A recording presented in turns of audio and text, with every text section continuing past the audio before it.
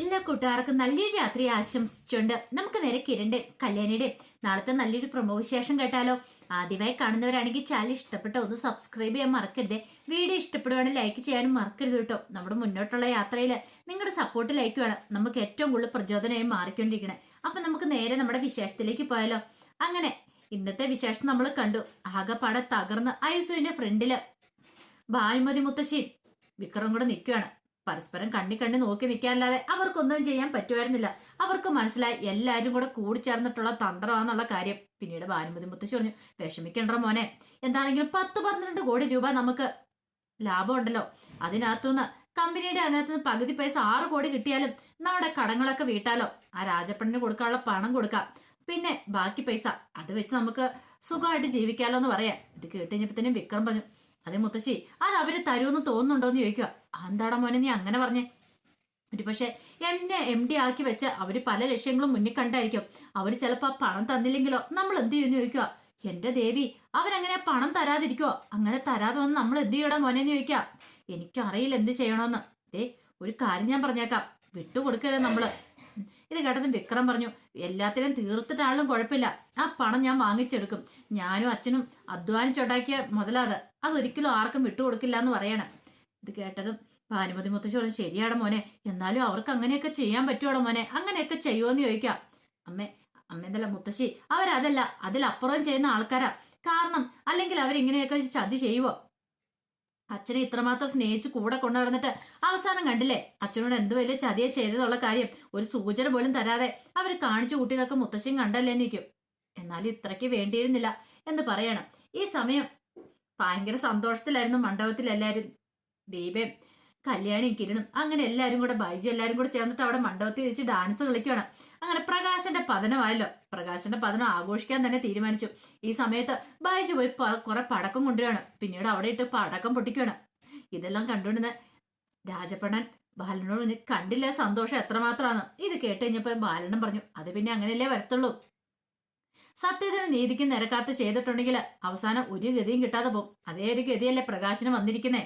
പ്രകാശൻ കാണിച്ചു കൂട്ടി ചില്ലറ കാര്യമാണ്. എന്തൊക്കെയാ പറഞ്ഞോണ്ടിരുന്നേ? സാറേന്ന് വിളിക്കണം. എന്തൊരു പവറും പത്രാസുമായിരുന്നു മോനും അച്ഛനും കൂടെ. ഇപ്പൊ എല്ലാം ഒരു നിമിഷം കൂടെ തകർന്നു പോയില്ലേ. അല്ല രാജപ്പണ്ണൻ എന്താ ഇങ്ങനെ ഇരിക്കണേ? അതല്ല ബാല, എന്റെ കാര്യം ഒന്ന് ഓർത്തു വെക്കേ. 1-2 അല്ല, ലക്ഷങ്ങളാണ് എനിക്ക് തരാനുള്ളത്. ആ പണം എനിക്ക് കിട്ടുമോ? എനിക്ക് ആ പ്രകാശൻ എന്തേലും സംഭവിച്ചു പോയാൽ ഞാൻ എന്ത് ചെയ്യും? പ്രകാശൻ എന്തേലും സംഭവിച്ചു പോയിട്ട് ഒന്നും ചെയ്യാനില്ല, മുകളിലേക്ക് നോക്കി ഇരിക്കാൻ മാത്രമേ പറ്റുള്ളൂ. ഒരനുഭവം അല്ലല്ലോ ഉള്ളത്. ഇതിനു മുമ്പും രാജപ്പണന് അനുഭവമില്ലേ? അപ്പൊ രാജപ്പണം പണം കൊടുക്കില്ലായിരുന്നു. അല്ലടാ ബാലന, ഞാൻ അങ്ങനെയൊക്കെ വിചാരിച്ചോ? ഇത്ര വല്ല സെറ്റപ്പില് അച്ഛനും മോനും ഒക്കെ ഇരുന്ന സമയത്ത് ഞാൻ വിചാരിച്ചെന്താ, ഒരു പക്ഷേങ്കില് ഇനി പണമൊക്കെ പെട്ടെന്ന് കിട്ടും, ലക്ഷങ്ങൾ നമുക്കും കിട്ടും, കോടികളുടെ ആസ്തിയിൽ അവർക്കുള്ളത്. ആ ഒരു പ്രതീക്ഷയോടെ അല്ലേ ഈ കാർത്തികയുടെ അമ്മയാണ് ലക്ഷ്മി എന്നുള്ള കാര്യം എനിക്കറിയില്ലായിരുന്നല്ലോ എന്ന് പറയാ. അതാ പറഞ്ഞത്, ദൈവമൊക്കെ മുന്നേ പിന്നെ ആയിരുന്നു. ഇപ്പൊ ഓൺ ദ സ്പോട്ടിൽ കൊടുക്കുന്നു. ഇപ്പൊ തന്നെ കണ്ടില്ലേ, 8ന്റെ പണി തന്നെ കിട്ടിയില്ലെന്ന് ചോദിക്കാം. പ്രകാശിനെ തിരിഞ്ഞു നോക്കാൻ ആരിലും ഉണ്ടോ? അവൻ ചെയ്ത ചതിക്കുള്ള കൂലി അവന് കിട്ടിയിരിക്കുന്നത്. ആ കല്യാണി മോളെ പോലെ നല്ലൊരു പെൺകുച്ചിനെ ഇത്രയും കാലം കണ്ണീര് കുടിപ്പിച്ചു. അതും പോരാഞ്ഞിട്ട് ഇപ്പോഴും കണ്ട് വെല്ലു വിളിച്ചോണ്ട് നടക്കുമല്ലായിരുന്നോ? ഒരു ഇത്തിരി അങ്ങോട്ട് ഇത് കിട്ടിക്കഴിഞ്ഞപ്പോഴത്തേനും ഒരു സാമ്പത്തിക കൈ വന്നു കഴിഞ്ഞപ്പോഴത്തേനും നിരത്തൊന്നും അല്ലായിരുന്നുള്ള പ്രകാശനും മോനും നിന്ന് അതിൻ്റെ ഉള്ള കൂലി അവർക്ക് കിട്ടിയിരിക്കുന്നു പറയാണ്. ആ സമയം ദീപയുടെ കൈ പിടിച്ചിട്ട് ലക്ഷ്മണൻ വരാനും പറഞ്ഞുകൊണ്ട് കൂട്ടിക്കൊണ്ട് പോകണം. അപ്പോഴേക്കും കാർത്തിക വന്നിട്ട് പറഞ്ഞു, അതെ ഇങ്ങനെ നിന്നിട്ട് കാര്യമില്ല, നമുക്ക് എല്ലാവർക്കും കൂടെ അടിച്ചങ്ങോട്ട് പൊളിക്കാന്ന് പറയണം. അങ്ങനെ അവർ സദ്യയൊക്കെ കഴിച്ചിട്ട് അവരവിടെ കിടന്ന് ഡാൻസും പാട്ടും ഒക്കെ ആയിട്ട് പോവാണ്. ഈ സമയം കിരൺ പറഞ്ഞു, ഇപ്പം മിക്കവാറും ആ വിക്രമും അവരൊക്കെ അവിടെ ചങ്ക് പൊട്ടി നിൽക്കുമായിരിക്കും എന്ന് പറയാം. കല്യാണി പറഞ്ഞു, ചങ്ക് പൊട്ടി നിൽക്കട്ടെ, ഇതിനു മുമ്പ് ഇങ്ങനെ അവസ്ഥ ഉണ്ടായിട്ടുണ്ട്, അന്ന് ഞാനാണ് രക്ഷിക്കാനായിട്ട് പോയത്, പക്ഷെ ഈ തവണ അത് ഉണ്ടാവില്ലെന്ന് പറയണം. കാർത്തി പറഞ്ഞു, ഉണ്ടാവരുത്, ആരും രക്ഷിക്കാൻ പോവരുത്. കാരണം രക്ഷിക്കാൻ പോയിട്ടുണ്ടെങ്കിൽ വീണ്ടും അയാൾ ഉയർത്തെഴുന്നേറ്റ് വന്നാൽ നമ്മൾ പെൺമക്കളെ ജീവിക്കാണ്ട് സമ്മതിക്കില്ല. വീണ്ടും ഓരോ കാര്യം പറഞ്ഞോണ്ട് അയാൾ വന്നെന്നിരിക്കും. അയാൾ ഇനിയും ദുഷ്ടതരം കാണിച്ചെന്നിരിക്കും എന്ന് പറയാം. പെട്ടെന്ന് ദീപ പറഞ്ഞ്, സൂക്ഷിക്കണം, എന്റെ മോനായതുകൊണ്ട് പറയല, ആ വിക്രം അവൻ അപകടകാരിയാണ്. അവൻ ഇതിനു മുമ്പ് സോണിയുടെ വീട്ടിൽ ചെന്ന് ആൽബീനെ തലക്കടിച്ച, അതൊക്കെ ഓർത്തു നോക്കുമ്പോഴത്തേനും എന്ത് സംഭവിക്കാം, സൂക്ഷിക്കേണ്ടെന്ന് പറയണം. കിരൺ പറഞ്ഞു, ഇനി അവൻ ഒരു കാരണവശാലും തല പൊക്കാൻ പോകുന്നില്ല. അവൻ തല പൊക്കിയിട്ടുണ്ടെങ്കിൽ അവനെ അടിച്ചെടുത്താൽ എനിക്ക് അറിയാന്ന് പറയണം. കാർത്തിക പറഞ്ഞു, എവിടെ തല പൊക്കാനായിട്ടാ?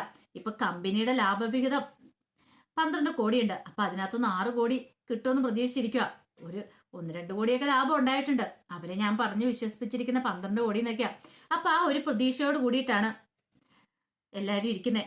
അങ്ങനെ അവര് സന്തോഷിക്കട്ടെ, ലാഭവിഹിതം വാങ്ങാനായിട്ട് ഇങ്ങോട്ട് വരുമല്ലോ, ഒരു 5ന്റെ പൈസ കൊടുക്കില്ല എന്ന് പറയാണ്. ഇത് കേട്ടതല്ല ലക്ഷ്മി പറഞ്ഞു, അത് ശരിയാ മോളെ, ഇത്രയും കാലം ഒന്ന് തിരിഞ്ഞു പോലും നോക്കിയിട്ടില്ല. അത് മാത്രല്ല, വന്നു കഴിഞ്ഞിട്ടോ എന്നെ അവന് ഓടിക്കാനായിരുന്നു താല്പര്യം. 5 കോടി രൂപ തന്നെ എന്നെ ഒതുക്കാനായിട്ട് അവൻ നോക്കിയത്.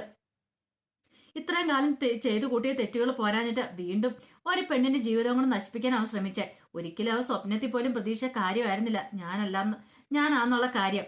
ഞാൻ മാത്രമല്ല, എന്റെ കൂടെ ദീപയും കൂടെ ഉണ്ടായിരുന്നല്ലോ. അവന് സഹിക്കാൻ പറ്റുന്നില്ല അപ്പുറമായിരുന്നു.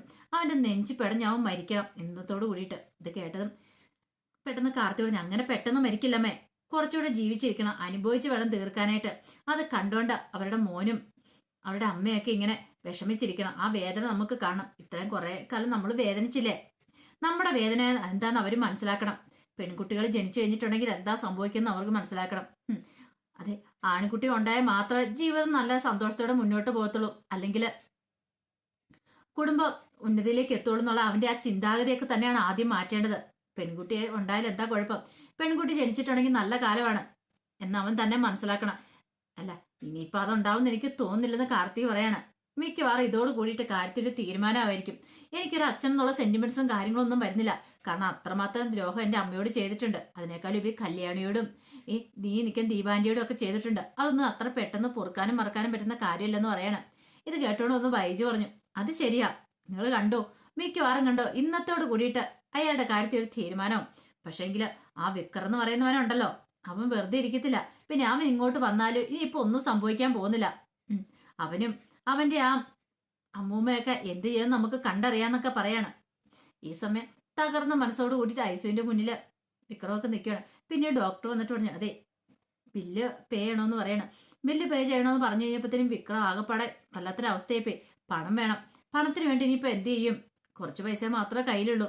കാരണം കല്യാണത്തിന്റെ കാര്യത്തിന് വേണ്ടിയിട്ട് ലക്ഷങ്ങൾ കടം വാങ്ങിയായിരുന്നു. ഇനിയിപ്പോ അച്ഛന്റെ കാര്യത്തിന് വേണ്ടി ചെലവാക്കാൻ പൈസ ഇല്ല. ആവശ്യത്തോളം മിച്ചം പൈസ ദൂർത്തെടുത്ത് ചെലവാക്കിയിട്ടുണ്ട് കല്യാണത്തിന് വേണ്ടി മാത്രം. ഗംഭീരമാക്കാനായിട്ട് വേണ്ടി എത്ര രൂപ പൊടിച്ചെന്ന് അവർക്ക് പോലും അറിയത്തില്ല. അപ്പൊ ഇനിയിപ്പോ എന്ത് ചെയ്യണമെന്ന് അറിയത്തില്ല. പെട്ടെന്ന് ഭാനുമതി മുത്തശ്ശി ചോദിച്ചു, എടാ മോനെ, പണത്തിന് എന്ത് ചെയ്യടാന്ന് ചോദിക്കണം. ഇതേ മുത്തശ്ശി, പൈസക്കാണ് ഇനി പ്രയാസം, എന്ത് ചെയ്യണമെന്ന് അറിയത്തില്ല. പൈസ കിട്ടിയില്ലേ നമ്മൾ പെട്ടുപോകുന്നു പറയാം. അച്ഛനിവിടെ ഹോസ്പിറ്റലിൽ ബില്ലടയ്ക്കണം. ആകെപ്പാടെ വല്ലാത്തൊരവസ്ഥയാന്ന് പറയണം. അപ്പോഴേക്കാണ് രാജപ്പണ്ണനും ബാലണ്ണനും കൂടെ ഹോസ്പിറ്റലിലേക്ക് വരുന്നത്. അങ്ങനെ അവർ വന്നു കഴിഞ്ഞപ്പോഴത്തേനും വിക്രവും ഭാനുമതി മുത്തശ്ശി ഐസിന്റെ ഫ്രണ്ട് നിൽക്കുന്നുണ്ട്. വിക്രത്തോട് വന്നിട്ട് ചോദിച്ചു, എങ്ങനെയുണ്ടാ പ്രകാശൻ, എങ്ങനെയുണ്ടെന്ന് ചോദിക്കാം. വിക്രം പറഞ്ഞു, ഒന്നും പറയാറായിട്ടില്ല. ഇതേ ഒരു കാര്യം ഞാൻ പറഞ്ഞേക്കാം, നിന്റെ അച്ഛൻ എങ്ങനെയുണ്ടായാലും എനിക്ക് കുഴപ്പമില്ല. ഒരു പക്ഷെ നിന്റെ അച്ഛൻ ഇതോടുകൂടി മിക്കവാറും മുകളിലേക്ക് പോയെന്നിരിക്കും. അതൊന്നും എന്നെ ബാധിക്കുന്ന കാര്യമില്ല. മേടിച്ചേക്കുന്ന 10-17 ലക്ഷം രൂപയാ. ആ പണം അങ്ങ് തിരികെ തന്നേക്കണമെന്ന് പറയാണ്. ഇത് കേട്ടതും ഭാനുമതി മുത്തശ്ശി പറഞ്ഞു, നിനക്കൊരു മനസാക്ഷിയില്ലേ? ഒരു ഹോസ്പിറ്റലിൽ വന്നിട്ടാണ് ഇങ്ങനത്തെ കാര്യങ്ങളൊക്കെ പറയണേ. അതെ, പണത്തിന്റെ കാര്യത്തിൽ എനിക്ക് ഒരു മനസാക്ഷിയില്ല. പണം മേടിക്കാൻ നേരത്തെ ഇങ്ങനെയൊന്നും ആയിരുന്നില്ല പറഞ്ഞേ. കോടികൾ ആസ്തിയാണെന്നൊക്കെ പറഞ്ഞിട്ടായിരുന്നല്ലോ. ഇപ്പോഴെന്ത് പറ്റി? അതുകൊണ്ട് പ്രകാശം പണം തന്നില്ലെങ്കിൽ തരേണ്ട ആള് നീയാന്ന് പറഞ്ഞ് വിക്രത്തിന്റെ അരിയിലേക്ക് ഇല്ലുവാണ്. വിക്രം പറഞ്ഞു, അതിന് ഞാൻ നിങ്ങളുടെ നിന്ന് പണം മേടിച്ചിട്ടില്ലോ എന്ന് പറയണം. പണം മേടിച്ചിട്ടില്ലല്ലേ? അന്നാ കാണിച്ചു തരാൻ പറഞ്ഞ് അവന്റെ കോളറിനോട് കയറി പിടിക്കുകയാണ്. പണം തന്നില്ലെങ്കിലുണ്ടല്ലോ ഇതുപോലെയൊന്നും ആയിരിക്കില്ല, നിന്നെ എടുത്തിട്ട് ഗുണ്ടകൾ പെരുമാറും. പിന്നെ നീ ജീവനോടെ ഭൂമിയിൽ ഉണ്ടായിരിക്കില്ലെന്ന് പറയണം. ഈ സമയം ബാലണ്ണൻ പറഞ്ഞു, എന്തൊക്കെയായിരുന്നു സാറേന്ന് വിളിക്കണം. ഇപ്പൊ എന്തിയാടാ, എന്തോ പറ്റി വിക്രം സാറേ എന്ന് ചോദിക്കുവാണ്. ഇത് കേട്ടതും വിക്രത്തിന് ആകെപ്പാടെ ബുദ്ധിമുട്ടായിപ്പോയി. ഈ സമയം ഭാനുമതി മുത്തശ്ശി പറഞ്ഞു, ദേ ബാലൻ, നീ ഇങ്ങനെയൊന്നും പറയരുത്, ശവത്തെ കുത്തല്ലെന്ന് പറയണം. ശവത്തെ കുത്തിയതല്ലോ. കാരണം എന്തൊക്കെയായിരുന്നു, ഇത്തിരി അഹങ്കാരം കൂടുതലില്ലായിരുന്ന കയ്യില്. ഒരു നല്ല ജീവിതം കിട്ടാൻ പോകുന്ന അറിഞ്ഞു കഴിഞ്ഞപ്പോഴത്തേനും അച്ഛനും മോനും അഹങ്കരിച്ച് സാറേന്ന്, പിന്നെ നിങ്ങളെ എന്നാന്ന് വിളിക്കുന്ന മാടന്ന്, എന്തൊക്കെ വിളിക്കണമെന്നും പറഞ്ഞോണ്ടിരുന്നേ. ഇപ്പോഴെങ്ങനെയുണ്ട്, മാടോ ഇടവോ ഒന്നും വന്നില്ലേന്ന് ചോദിക്കുക. ഇത് കേട്ടതും ഭാനുമതി മുത്തശ്ശിയുടെ നാവിറങ്ങിപ്പോയി. എന്തേലും പറയാൻ പറ്റുമോ? പിന്നീട് രാജപ്പൻ പറഞ്ഞു, ഞാൻ കുറച്ചു ദിവസം കൂടെ തരും. ആ ദിവസത്തിനോട് തന്നെ എന്റെ 17 ലക്ഷം രൂപ എനിക്ക് കിട്ടിയിരിക്കണം എന്ന് പറയാം. പിന്നെ നിനക്കൊക്കെ എന്തോ ഷെയറും കാര്യങ്ങളൊക്കെ ഉണ്ടെന്നല്ലേ പറഞ്ഞ അവിടെ. അതുകൂടെ അതിനകത്തുനിന്ന് പൈസ ഇങ്ങ് തരാൻ പറ, അല്ലെങ്കിൽ അത് തന്നില്ലെങ്കിൽ എന്റെ പൈസയുടെ കാര്യം എനിക്ക് തീരുമാനമാക്കേണ്ടി വരും. നിന്നെയൊക്കെ കൊന്നിട്ടാണെങ്കിലും ഞാൻ പൈസ ഉണ്ടാക്കുമെന്ന് പറയണം. ഇത് കേട്ട് കഴിഞ്ഞപ്പോൾ എന്ത് ചെയ്യണമെന്ന് അറിയത്തില്ലാതെ മനോഹറും ഭാനുമതി അമ്മയൊക്കെ നിൽക്കുകയാണ്. അപ്പൊ അതിന്റെ വിശേഷങ്ങളൊക്കെ നാളെ കാണാൻ പോകുന്നത്. ആ വിശേഷങ്ങൾക്കായി നമുക്ക് എല്ലാവർക്കും കാത്തിരിക്കാം കേട്ടോ. ഒരിക്കൽ കൂടി എല്ലാവർക്കും നല്ലൊരു രാത്രി ആശംസിച്ചു നിർത്തുന്നു. നന്ദി.